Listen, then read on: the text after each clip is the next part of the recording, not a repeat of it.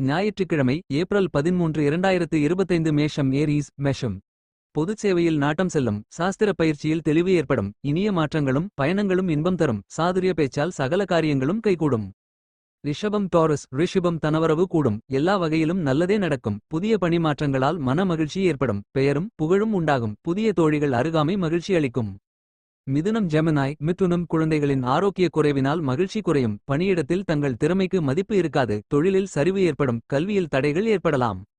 கன்னி வகோ காணி கல்வியில் உங்கள் திறமைகளை காட்டினாலும் தடைகள் ஏற்படும். எதிர்பார்ப்புக்கு குறைவாக பணவரவு இருக்கும். எடுத்த காரியங்கள் வெற்றி பெறாததால் மனக்குழப்பம் ஏற்படும். மகரம் கேப்ரிகான் மகாரம் தொழில் அல்லது வியாபார மாற்றங்கள் ஏற்படலாம். பொதுச் சேவை ஈடுபாடு ஏற்படும். பெரியவர்களை மதித்து நடப்பீர்கள். பூர்வீக சொத்துக்கள் கிடைக்கும். கடகம் கேன்சர் கடுகம் சுமாரான நாள். குடும்பத்தாரிடம் வாக்குவாதத்தை தவிருங்கள். தோல்விகளைக் கண்டு துவண்டு விடாமல் வெற்றிக்கான படியில் ஏறுங்கள். உடல் சோர்வு ஏற்படலாம்.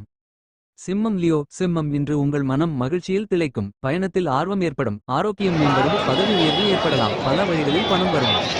துலாம் எப்ரா துலம் தொழில் மற்றும் வியாபாரத்தில் ஆதாயம் பெருகும். கற்பனை வளம் பெருகும். இனிய பயண சுகம் கூடும். பல வகையிலும் பணவரவு அதிகரிக்கும். புதிய நண்பர்கள் அமைவர்.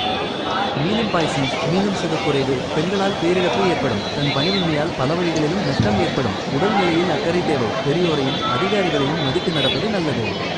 தனுசு சஜிடேரியஸ் தனுசு நம்பத் தகுந்த அநேக நண்பர்கள் நடப்பு கிடைக்கும். அரசியல் மற்றும் பொதுச் சேவை மூலம் இலாபம் அடைவீர்கள். விருப்பங்கள் அனைத்தும் நிறைவேறும்.